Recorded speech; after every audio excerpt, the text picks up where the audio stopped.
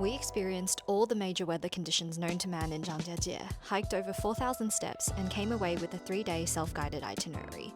If you're thinking of heading there, I've got a no BS guide to help you make the most of it. Let's go.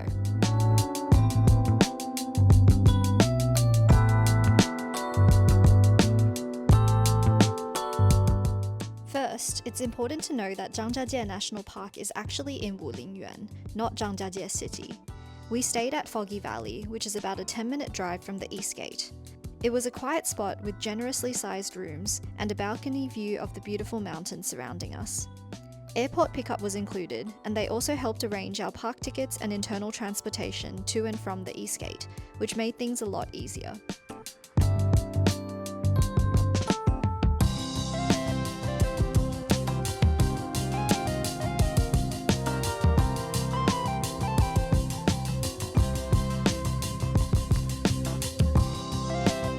The hotel even offered free tea ceremony experiences, karaoke, a gift shop, and food in their dining space, which is good because there isn't much in the area.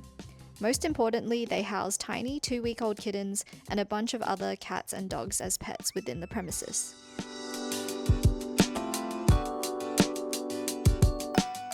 The next morning, we enjoyed the included breakfast, said hi to some of the pets, and set off at 7:30 a.m. to beat the crowds. The 4-day pass was 500 yuan, including 3 chairlifts and 1 elevator. Good for peace of mind, even if we didn't use them all. We timed our visit a week after National Week, and thankfully the lines weren't too bad, though you do have to be prepared to wait a little. Some people say to take the Tianzishan path, so you're going the opposite way of the tourists, but we decided to start with the busiest spots first while we were early. The iconic glass elevator ride was honestly a bit underwhelming, and if it's looking like you're being squeezed into the back of the elevator, see if you can choose to ride the next one instead. Also, the first stairs down that you see after exiting the elevator is super crowded and full of people trying to upsell you for a commemorative photo. Personally, I recommend not lingering too long, as there are way better sights up ahead.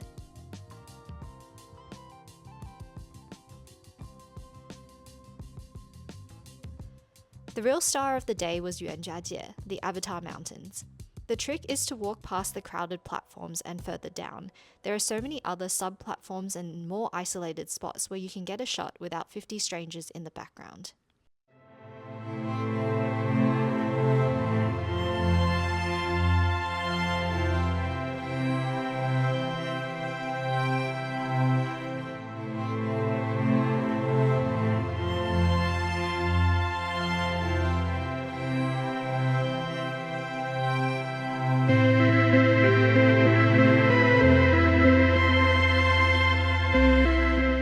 The drone was an incredible way to see new views that are impossible from the viewing platform. If you're looking for raw, rugged, untouched national park, Zhangjiajie is not that.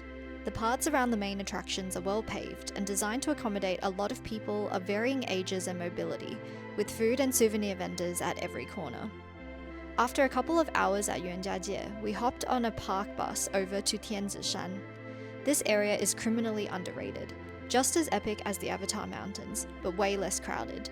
You have to climb a few more stairs up and down to reach the maze of small viewing platforms that make up Helong Park, but it was so worth it, and if you aim for the more isolated ones, it's possible to get a lot of photos completely solo.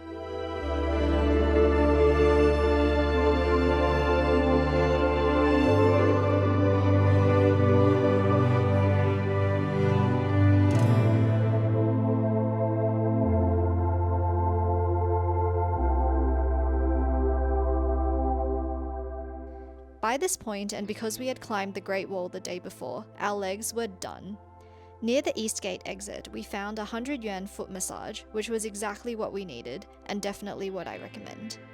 We said hi to this little golden nugget chilling in the restaurant areas around East Gate, grabbed some instant noodles, and returned to our homestay to pass out.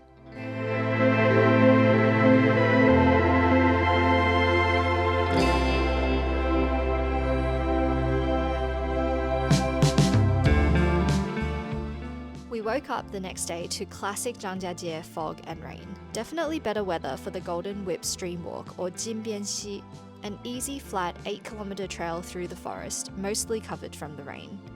Also home to way too many monkeys. Pro tip, assert dominance, otherwise they will steal your snacks.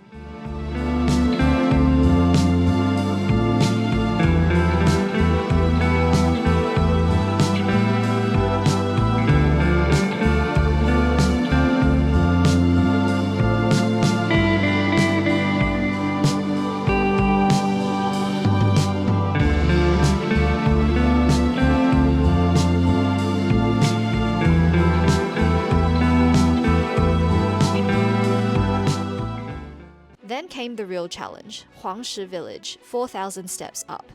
We realized too late that no one was coming down those stairs, which should have been a sign. 3 hours in, I was definitely struggling, but honestly this was the most immersive part of the park. Just you, towering rock pillars, lush greenery, and absolute silence. If you do want your raw, untouched national park experience, you have to take the manual way up. At the top, fog had rolled in by then, but the view still felt like a hard-earned reward. At that moment, nothing tasted better than the instant noodles and ginger tea from the vendors up at the top. Maybe over-commercialization isn't so bad after all. From there, we took the cable car down and headed to Zhangjiajie city to switch accommodations for our final day, Tianzishan or Heaven's Gate Mountain. We stayed at Flower Homestay, a quiet little spot near the entrance. No restaurants were in the village, but the homestay had an in-house menu and free breakfast. The owners were super nice, gave us a ride to the park and even free raincoats. Unfortunately, our weather luck completely ran out this day. It was a total whiteout and we could barely see the fences along the cliffside, let alone up the mountain. Unironically, this is what it feels like to be in a cloud.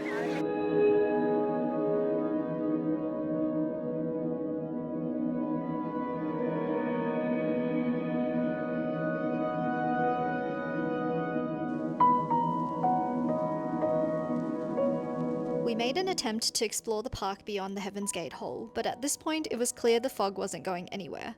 After an almost 10-minute freezing chairlift ride to Tianmen Mountain Temple, where we basically saw nothing, it was becoming clear that there was no break in the clouds coming, and we were better off cutting our losses and heading down the mountain.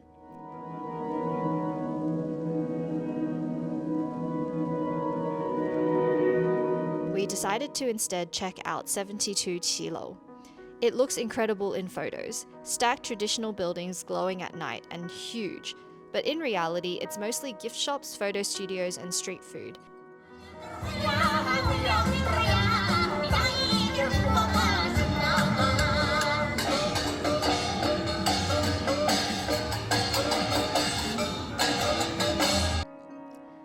We stayed for the big light up moment, but honestly it was a little underwhelming.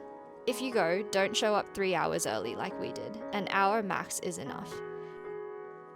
Wow! Oh! It's so wrong!